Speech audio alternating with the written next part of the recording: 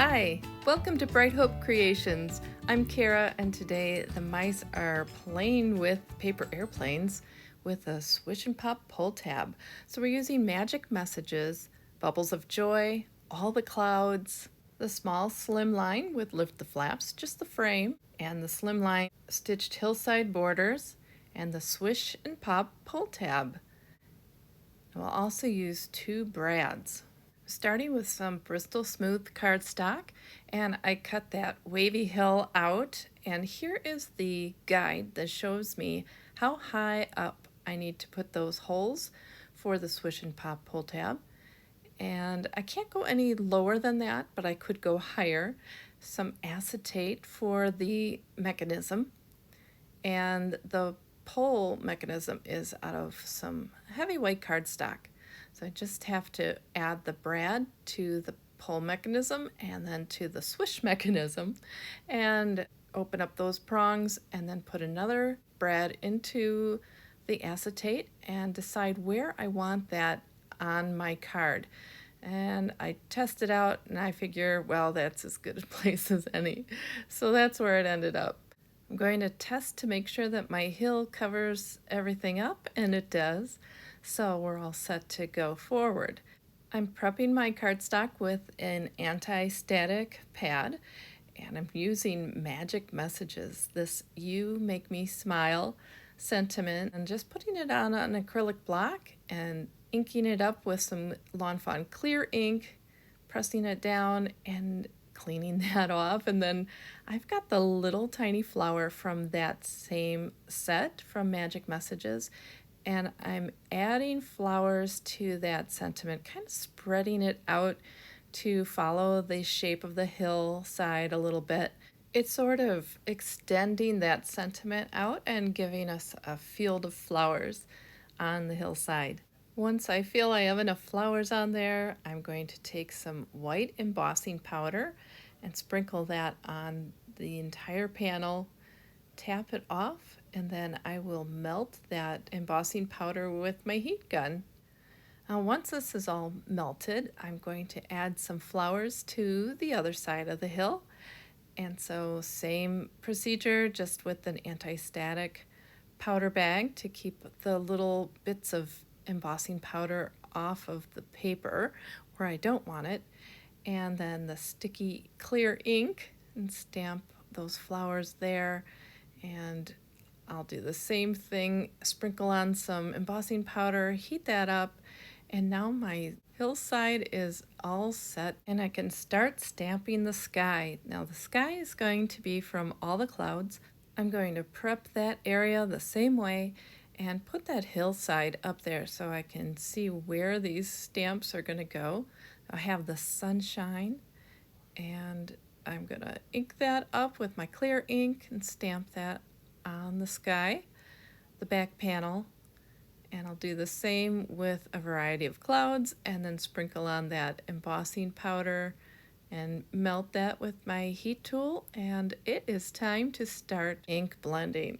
I'm using Distress Oxides, and this is cracked pistachio, and I'm starting, obviously this is sped up. I am not a speed blender.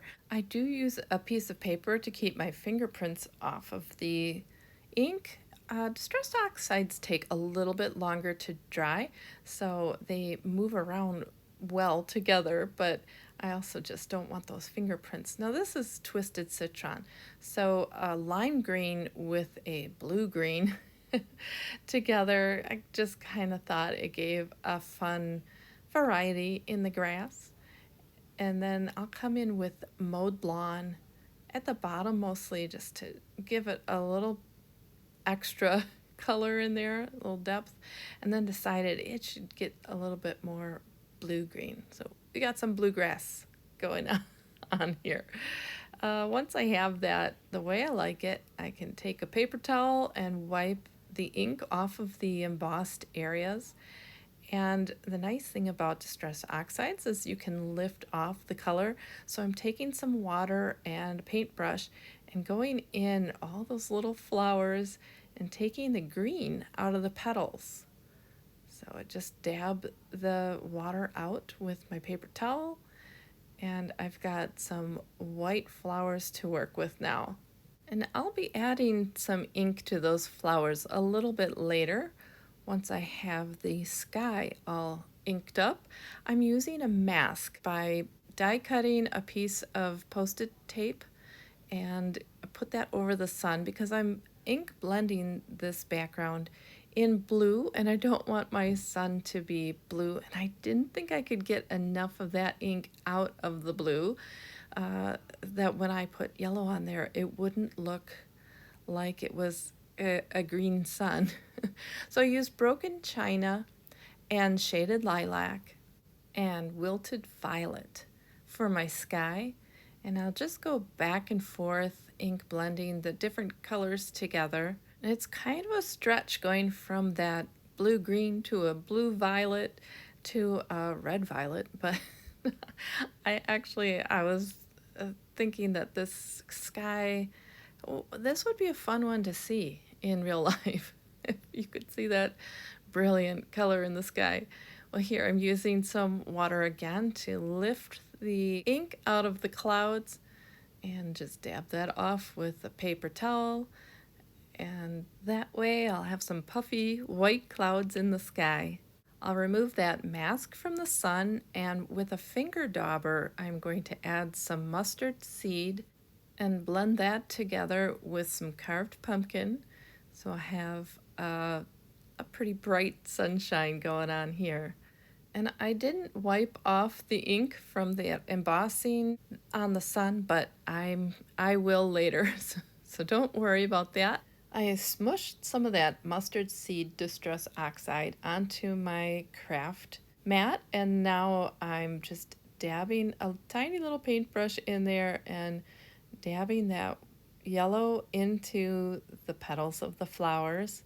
So now with the background scene all done, it's time to stamp up our images, and here are the mice from Bubbles of Joy and also an airplane from Magic Messages. I stamped them with jet black ink, which is Copic friendly, and we're going to color using Copic markers. So you can see the two up above are already colored, but this is a V20 and I'm using it really as a gray for these mice. Here's the V25. So I found all my shadows with my lightest color first, and once I decided that's where I liked them, I could come in with my darker colors and add those to the shadows and then blend that out with my lighter color. So again, back out with the V20. I'm using an R55 for the ear and nose and cheek, and I'll diffuse that color a little bit into the cheek and ear with that V20 and adding back in some shadow because I think it got blended away, or at least now I can see that I can add a little bit more depth into the shadows with that V25, but still want to make sure that it has a nice blend with the V20.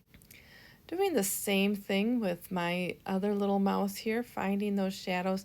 So anywhere on the lower left, because my light source is from the upper right, but when you look at my scene, my light source is that sunshine, which is on the upper left, but I'm just so used to doing everything with a light source from the upper right. Well, live and learn. Anyway, I'm adding in the shadows with a V20, then 22, and now I can put in that V25 to give him the darkest of his shadows. I don't know if you saw my pop-up box with the Swish and Pull tab in it, but it was inspired by this card. So I made this card first, and then I decided, I want to try this with a layered scene. So I thought the scallop box card pop-up would work really well for that, and so that's how that one came about. Since I filmed this card first, I wanted to still share it because even though the mice are basically playing with airplanes on both cards, the Slimline design is very different from that pop-up card, and it was a fun one to put together. So I thought, well, maybe other people would want to put one like this together too. All right, finishing up with the coloring, and I've got out a BV20, which I'm also using as a gray, and I'm adding that in with the V22, and that gives me a little shadow in the airplane. And then to just make sure that it blends out to white, I'm using the colorless blender for that. Decided to get his tummy a little bit more, just some little details at the end, looking at things. And then I thought, I could even go darker on these shadows.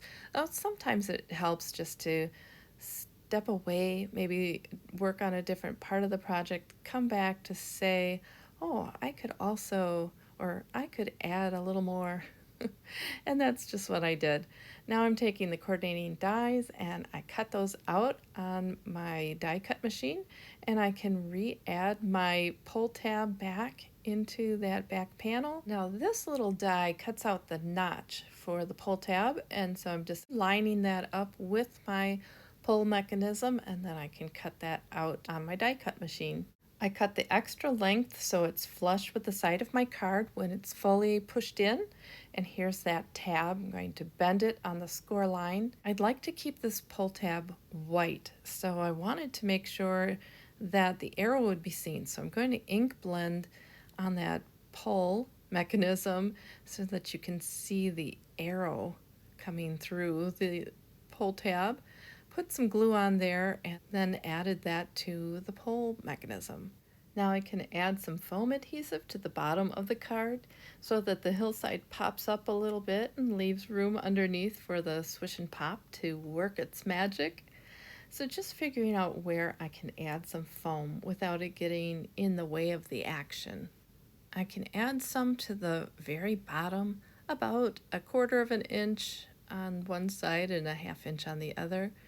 And then I can actually add that all the way across the bottom. So I'm doing that just to give my hillside a little stability.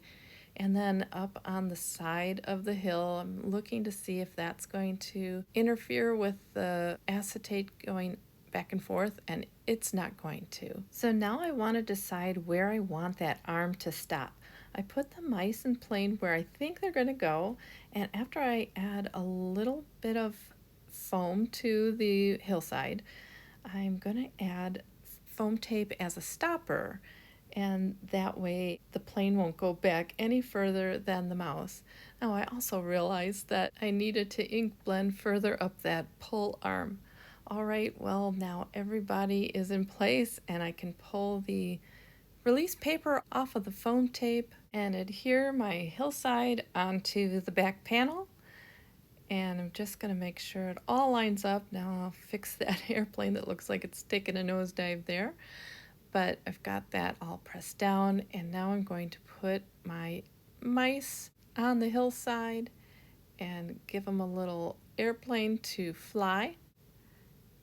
And I think that, well, it is going to take a bit of a nosedive right into his arms. Now the way I added that airplane to the acetate was I used a mini glue dot behind the airplane, and now that I have it exactly where I want it, I can clip off the excess acetate. So the airplane is flying through the air, and now all I have to do is adhere the little mice, and I'll use some foam tape at the top and some glue on the bottom, and that way he will sit flat. And I'll do the same with the other little mouse. So he's catching the airplane, and let's look at a little bit of that action there. I'm going to add the other 2 mice onto the front of the scene so that they can enjoy this spring day too. I even gave one of the guys a little airplane to play with. I'm going to back this up with some Lawn Fawn sunflower cardstock. I thought that went well with the sunshine and the flowers. I'll adhere that with a tape runner onto an 8.5 by 3.5 inch note card. So a slimline design. And then also with my tape runner, I will add the main panel to the card.